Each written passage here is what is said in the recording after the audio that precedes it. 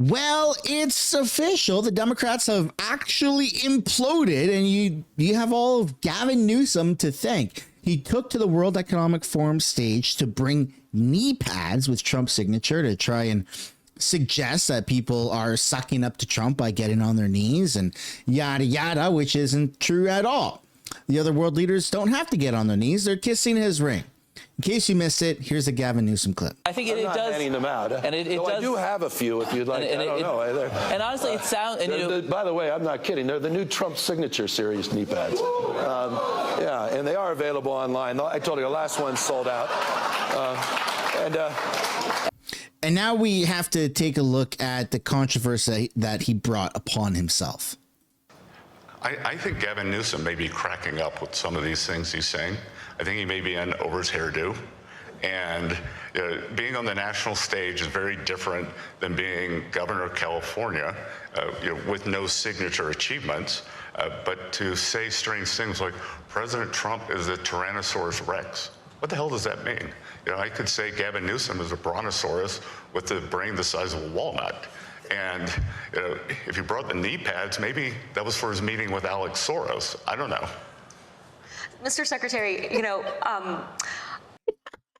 This is ridiculous, and this is happening on the world stage. Gavin Newsom, go back to California, bro. Get the hell out of here. You're not wanted. I think what we are going to see this year, I am, and as you can see, not given to hyperbole, but I think we are going to see a fantastic economic year in 2026. I said we set the table.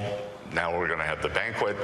And one of the things that we're going to see, as I said, we've done trade deals, tax deals, the one big beautiful bill that passed on July 4th. I'm also the IRS commissioner, so I can see that working Americans have very substantial refunds coming. 150 billion that we're going to see in the first quarter. So the IRS did not give new guidance on the tax bill.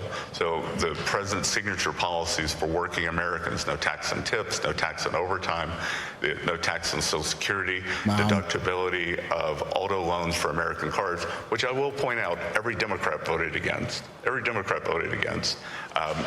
But Americans did not change their withholding, so they're going to get substantial tax refunds, maybe $1,000 per worker in a household. Americans, we have now given guidance in changing your withholdings, so Americans will also see. Not to mention the fact that they're going to be abolishing income tax, and it's all going to be replaced with the tariffs.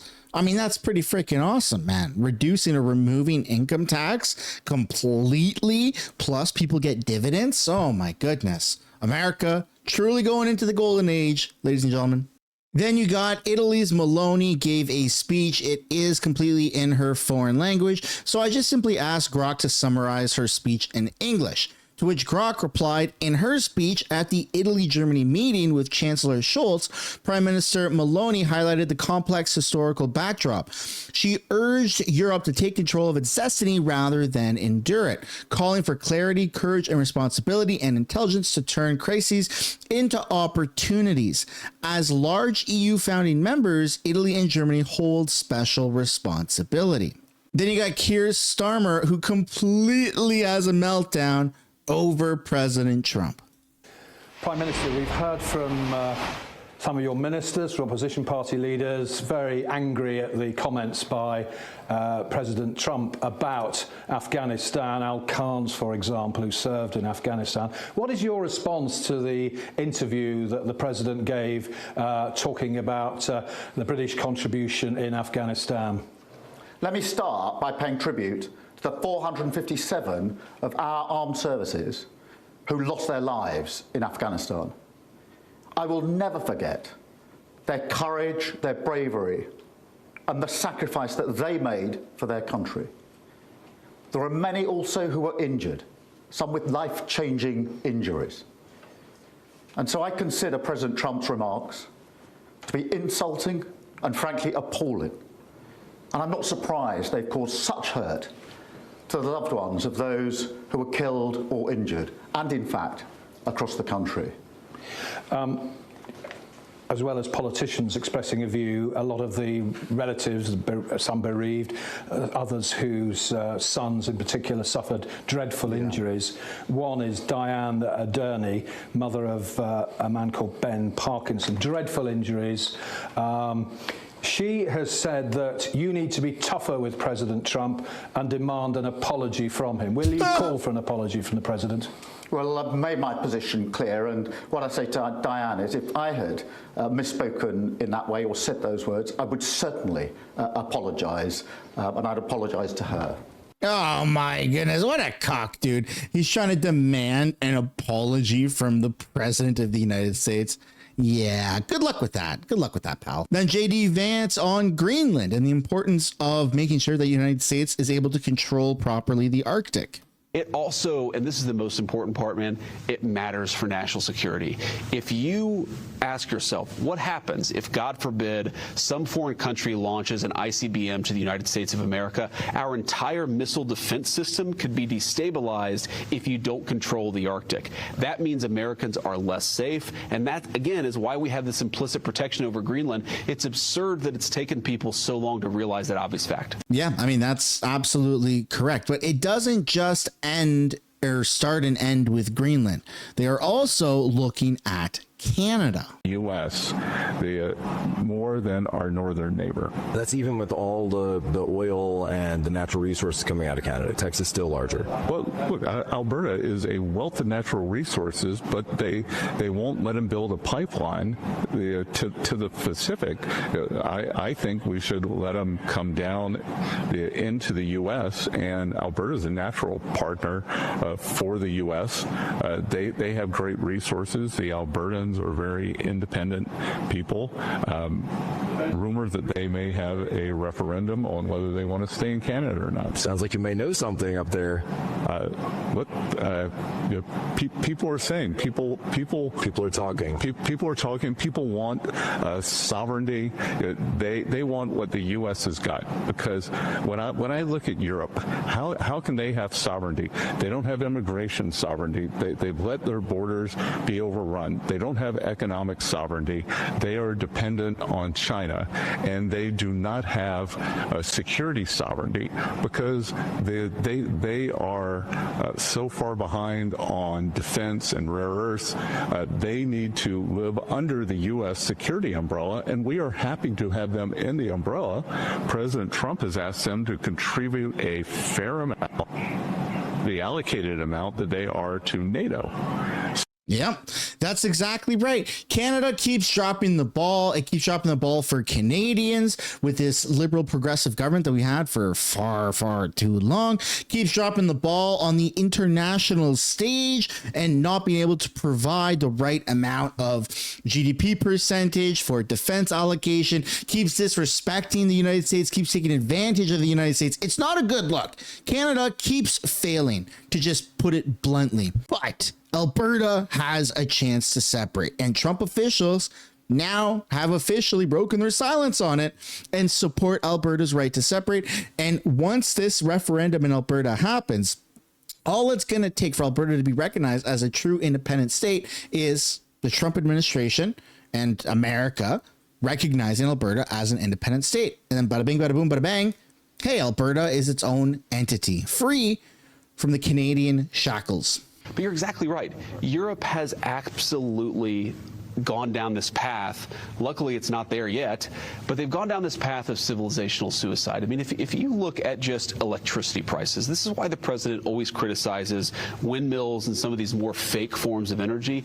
In the United Kingdom today, our oldest ally, obviously the country that we came from as the United States of America, the average UK citizen pays 4 times for electricity, 4 times for power what we do here in the United States of America. That is purely bad policy. They've got plenty of energy, but they don't have the smart policies like we do in the Trump administration. You cannot survive as a civilization if, in the name of green energy fanaticism, you are making your own citizens pay way too much for power. You can't survive as a population if you're doing third world mass migration that destabilizes your own country and makes it less safe. We're just trying to get back to some common sense policies because, look, if Europe goes down, it'll be bad for America.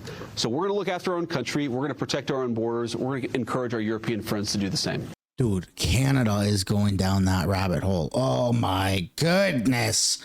Oh my goodness. That's why it's important for American imperialism to thrive, because Canada borders America. They're letting in 50,000 Chinese spy mobiles very, very soon. They're letting in migrants from all different parts, the bad parts of the world. There's freaking Taliban members that are in Canada, man. Like, it's crazy. It's crazy. I'll take both. After the Renee Good shooting, sir, the administration seems to suggest that ICE officers enjoyed near complete immunity. But today you told the Washington Examiner that when appropriate, the administration might take disciplinary actions against ICE agents. So is that a change of opinion? And if so, why the tone? No, I didn't say, and I don't think any other official within the Trump administration said that officers who engaged in wrongdoing would enjoy immunity. That's absurd. What I did say is that when federal law enforcement officers violate the law, that is typically something that federal officials would look into. We don't want these guys to have kangaroo courts. We want them to actually have real due process, real investigation, because again, sometimes they're accused of wrongdoing, and it turns out when you learn the context, they didn't actually do anything wrong. But of course, we're going to investigate these things. Of course, we're investigating the Renee Good shooting, but we're investigating them in a way that respects people's rights and then ensures that if somebody did something wrong, yes, they're going to face disciplinary action, but we're not going to judge them in the court of public opinion. I've spoken at length on this particular case. I think that Renee Good's death is a tragedy. I also think that she rammed an ICE officer with her car. So the tragedy here is multi-layered. The tragedy is there was a misunderstanding. The tragedy is that Renee Good lost her life. The tragedy is that you have ICE officers who are going into communities where they're worried that if they call 911, no one's going to come to help them. That is what produces this terrible situation, and it's something state and local officials here in Minnesota could solve. It's unfortunate that it happened in the first place. It's unfortunate because it was extremely avoidable. That being said, how about we just don't try to ram federal officers or just people in general with our vehicles, and we try to abide by the law? Then we wouldn't be in this predicament. Earlier this week, local law enforcement accused federal agents of racial profiling. Why are there so many U.S. citizens being caught up in this operation? Well, I think your question assumes something that's not necessarily in evidence, which is that when there are American citizens who have been caught up in some of these enforcement operations, very often it is people who have assaulted a law enforcement officer. They're not being arrested because they violated the immigration laws. They're being arrested because they punched a federal law enforcement officer. That is a totally reasonable thing. Now, to the accusation of racial profiling, look, it's something that we take very seriously. We will take accusations of racial profiling back to Washington. We'll certainly look into them as they come up. But this is not a group that's going around and looking for people who violated the law based on skin color.